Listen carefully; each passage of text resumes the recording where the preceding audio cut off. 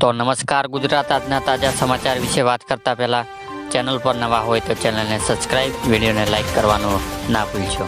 Driving licence મોટા ફાયદા, PM કિસાન યોજના માહિતી, પશુપાલકો માટે મોટા સમાચાર, પોળમાં હપ્તા માટે જાહેરાત, આજના ખેડૂત સમાચાર, મહિલાઓને મળશે 36,000 રૂપિયા, પહેલા દેવા થશે માફ, આધાર કાર્ડ ફીમાં થશે સુધારો, આ મહિને 11 દિવસ બેંકો બંધ, ગામડાઓની ખુશ ખબર, ખેડૂતોને હો લોન માફ, 6 મોટી બજેટની જાહેરાત।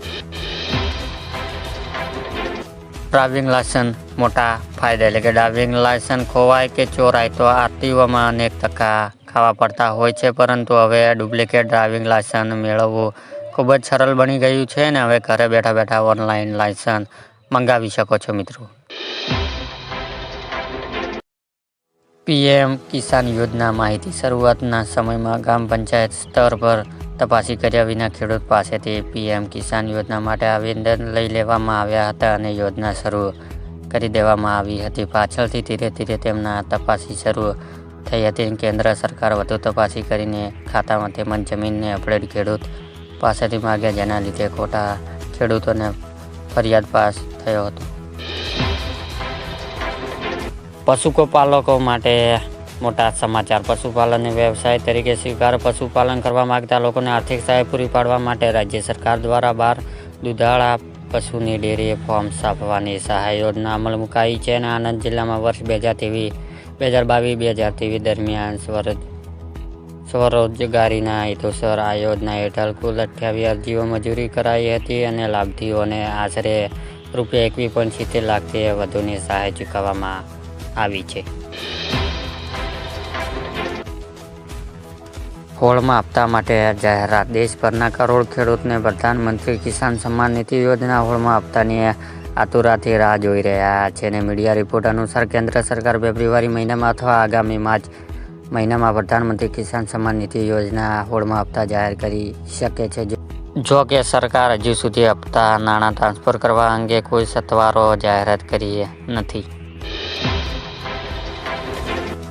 આજના ખેડૂત સમાચાર, ફેબ્રુઆરી મહિનામાં સામાન્ય કરતાં ઓછા તાપમાન રહેશે અને આ વર્ષે વરસાદ પણ વધુ પડશે અને હવામાન વિભાગે સત્તાવારના આગાહી કરી છે। સરકાર ઘઉંનું વેચાણ વધી રહ્યું છે અને કુલ 75 લાખ ટન ઘઉં બજારમાં સરકારે ઠલાવ્યા છે અને હવે ચૂંટણી સુધી બાજરીના ભાવ વધવાની સંભાવના ઓછી છે અને ઉનાળાનું વાવેતર વધવાના તારણા છે અને નવા જીરુની આવક થતાં હજી 10 દિવસ સમય લાગશે અને જીતમાં ધીમી ગતિએ ભાવ ઘસાઈ રહ્યો છે અને ઊંચા ભાવને 7,600 સુધી છે। મહિલાઓને મળશે 36,000 રૂપિયા, 2018માં શરૂ થયેલી લડત 2024માં રંગ લાવી અને ન્યાય મળ્યો છે મિત્રો। એટલે કે 2018માં જ્યારે બનાસકાંઠા જિલ્લામાં લગભગ દુષ્કાળ સ્થિતિ હતી, એવા સમયે વીમા કંપનીઓને સાબિત કરી દીધું કે અહીં નુકસાન છે જ નહીં। 66 ખેડૂત મંડળીઓને વીમા કંપનીઓને સામે ગ્રાહક સુરક્ષા કોર્ટમાં ગઈ હતી। ગ્રાહક સુરક્ષા કોર્ટમાં ચુકાદો 6 વર્ષ આવ્યો અને તાજેતરમાં કોર્ટમાં તમામ ખેડૂતોને 9ના વ્યાજે મળતર ચૂકવવાનો આદેશ કર્યો છે અને 8,762 જેટલા ખેડૂતને 11 કરોડની મળતર 60 દિવસમાં ચૂકવવાનો આદેશ કરાયો છે। આ મહિને 11 દિવસ બેંકો બંધ, એટલે કે જાન્યુઆરી મહિનામાં પૂરો થયો છે અને ફેબ્રુઆરી મહિનામાં શરૂઆત થઈ ગઈ છે। જો તમારી પાસે ફેબ્રુઆરી મહિનામાં બેંક સાથે સંબંધિત કોઈ મહત્વનું કામ છે તો તે આજે જ પૂર્ણ કરો, કારણ કે ફેબ્રુઆરી મહિનામાં ઘણા દિવસો સુધી બેંકો કોઈ કામ રહેશે નહીં। રિઝર્વ બેંક ઓફ ઇન્ડિયા એટલે કે ફેબ્રુઆરી મહિના માટે બેંક હોલ્ડ લિસ્ટ જાહેર કર્યું છે।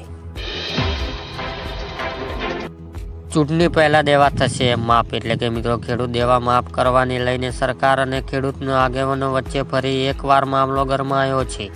આ વર્ષ કમોસમી વરસાદ અને બજારમાં મંદીના કારણે ખેડૂતને ભારે નુકસાન થયું છે અને ખેડૂતને પાસે જૂના દેવા ભરવા માટે પણ પૈસા નથી, જેથી ખેડૂતને દેવામાં ભરવા માટે રાહત આપવા દેવા માફ કરી દેવામાં આવ્યા છે અને ખેડૂતની સહાય આપવામાં આવે તેવી માંગ કરવામાં આવી છે અને જ્યારે છેલ્લા 15 વર્ષ દરેક રાજ્યમાં ખેડૂતને દેવા માફ થાય છે, પણ આપણા ગુજરાતમાં કેમ થતું નથી।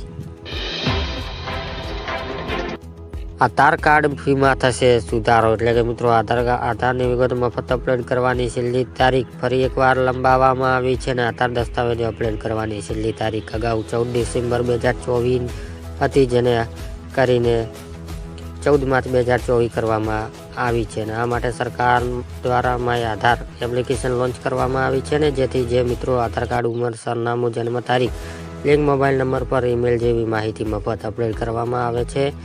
અને 14 માર્ચ 2024 પહેલાં આ કાર્ય કરી લેજો મિત્રો.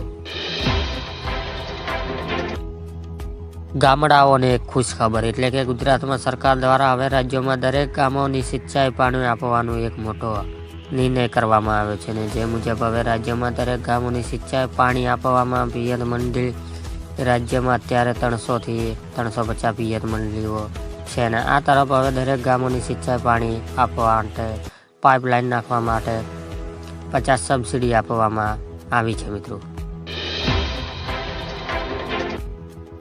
ખેડૂતોને લોન માફ, એટલે કે મિત્રો ખેડૂત દેવા માફી લઈને મોટા સમાચાર સામે આવ્યા છે કે મોદી સરકાર જ્યારે 2004ના વર્ષમાં જ્યારે સત્તા ઉપર આવ્યા હતા, ત્યારે એમણે કીધું હતું કે 2023 સુધી ખેડૂતની આવક બમણી કરી દેવામાં આવશે ને ડુંગળી ખેડૂતને સંપૂર્ણ દેવા માફ કરવામાં આવશે. ને મોદી સરકારનું વચન આપ્યું હતું. કહેવામાં આવે કે મોદી સરકારનું વચન ખૂબ જ અનુરૂપ હોય છે. મોદી સરકારનું વચન આપે તે વચન ક્યારેય ખોટું જતું નથી, પરંતુ આ વચન લક્ષ્ય હજી સુધી પૂરું થયું નથી મિત્રો. એટલે કે 2022માં ખેડૂતની આવક બમણી કરી દેવાનું વચન આપ્યું હતું. 6 મોટી બજેટની જાહેરાત, એટલે કે 8000 આંગણવાડી બનાવવામાં આવશે ને 1000 નવા ટ્રાફિક પોલીસ આપવામાં આવશે ને 2500 નવી એસટી બસો ખરીદવામાં આવશે મિત્રો. અને નવી 319 એમ્બ્યુલન્સ ખરીદવામાં આવશે ને રિવેજ ફંડ લંબાઈ 38 કિમી કરવામાં આવશે. અને રાજ્યમાં કોઈ નવો વેરો નાખવામાં આવે નહીં મિત્રો.